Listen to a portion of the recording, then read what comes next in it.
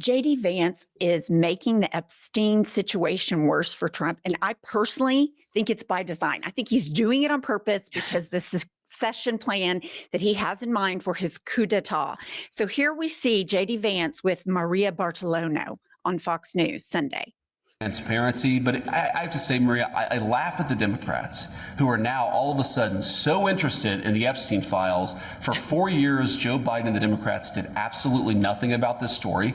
We know that Jeffrey Epstein had a lot of connections with left-wing politicians and left-wing billionaires, and now President Trump has demanded full transparency from this, and yet somehow the Democrats are attacking him and not the Biden administration, which did nothing for 4 years. Was it the right move for Comer to send subpoenas to the Clintons? It absolutely was, and it drives home how, while the Democrats have tried to make this Epstein thing about anything but, the fact that Democrat billionaires and Democrat political leaders went to Epstein Island all the time, who knows what they did, but it's totally reasonable to ask these questions. What you saw in the House's subpoena is they are trying to investigate all of the things related to this particular case. I just have to say something. I'm sorry.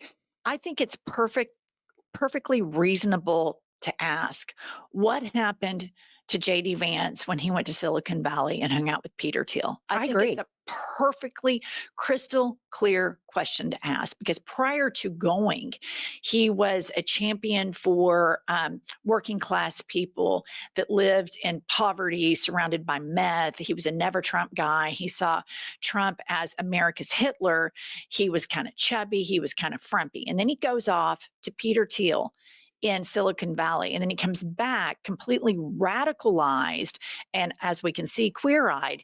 And I think it's a perfectly good question to ask. What happened during your time in California with Peter Thiel? What happened there, JD Vance? Because the Bidens aren't, that's over. That's done. That's 6 months in the rearview mirror. You're in the hot seat now. What happened with you and Peter Thiel? That's what I want to know.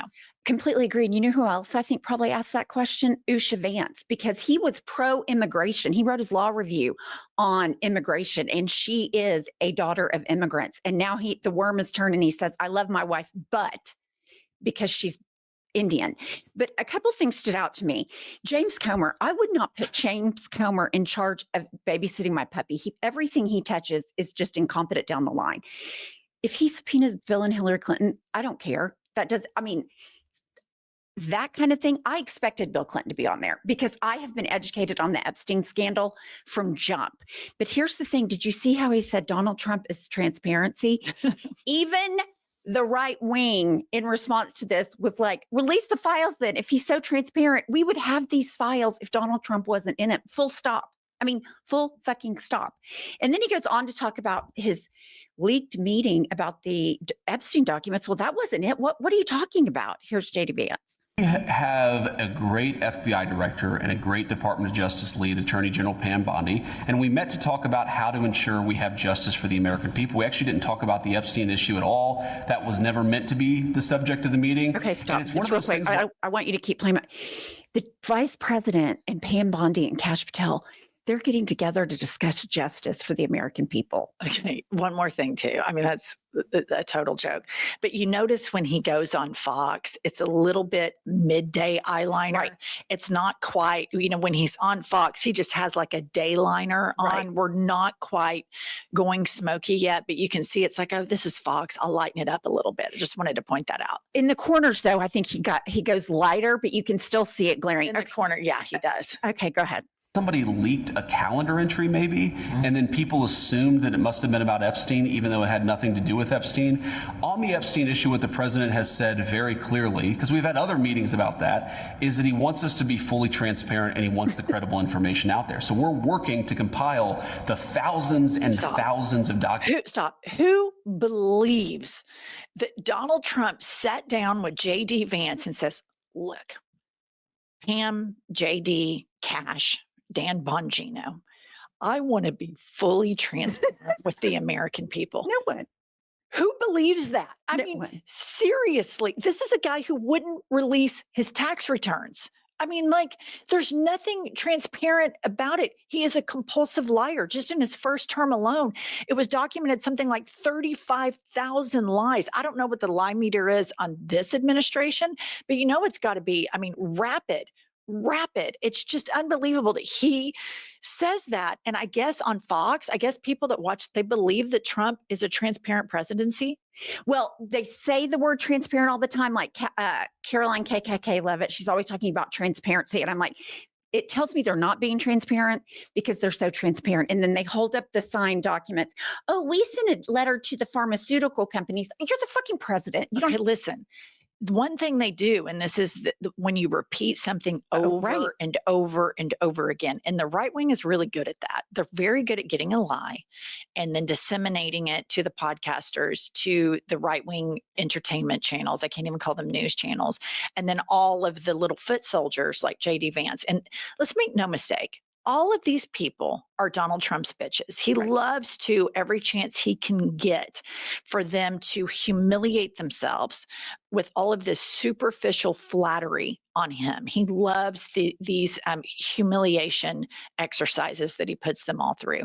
And I think he personally loves, because JD Vance went so hard in the paint against him. Yeah. I think he especially loves watching JD Vance humiliate himself. No, I think you're completely right.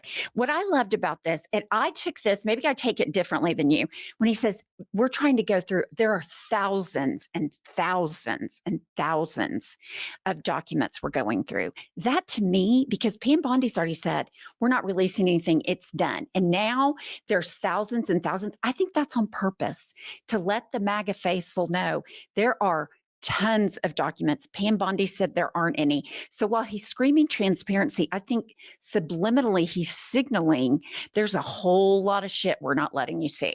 Well, I think it's also just a delay tactic. I mean, first they said that there was nothing to see, that Bongino and Kash Patel and even Pam Bondi, she went from, it's on my desk, I'm going to release it any day now, to actually there's nothing to see here.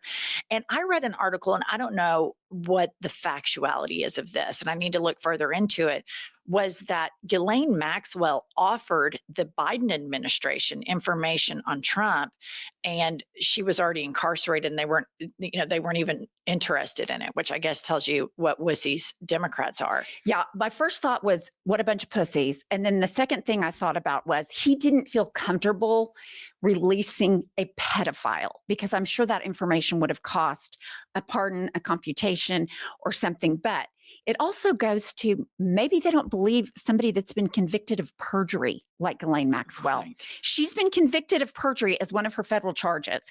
But then, okay, so switching gears a little bit to Elon and JD. So JD is wanting to get back together with Elon Musk. We see this report. Breaking, VP JD Vance wants Elon Musk to come back into the MAGA movement by the midterms. Two reasons. Number one, they want to fuck with the voting systems, and Elon Musk has the capability to do that.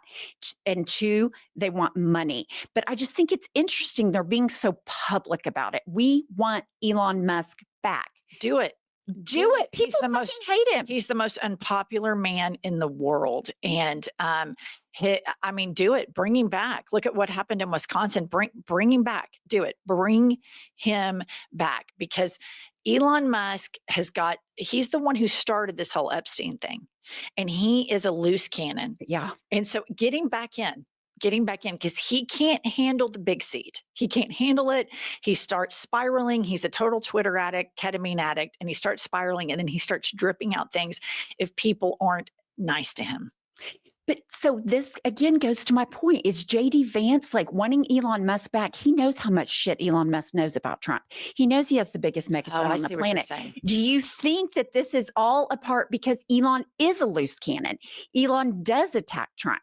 JD Vance, yes, money, yes, Twitter, yes, Starlink, all that. But I just have this overwhelming feeling that JD Vance is nefarious and up to no good, and there's a coup in the making. I think you're probably spot on with that. And I think your theory has a lot of meat on the bones, because the tech oligarchs are the ones who, after JD, went to hang out with Peter Thiel. They're all grouped up, and they have this idea of like dark enlightenment, Yes. and they want to dismantle democracy. And Peter Thiel is just as weird as they get. And JD Vance is completely beholden to all of these men. And Elon Musk is with them on all of this. These aren't men that have made billions of dollars who want to leave their thumbprint on the world as having helped vulnerable people or having helped marginalized people. They want their thumbprint to be, we tore down the United States of America. Absolutely. Peter Thiel makes no bones about that. So stick with us. We're going to be watching JD Vance. We've got our eyes on him, and subscribe to our channel and like this video.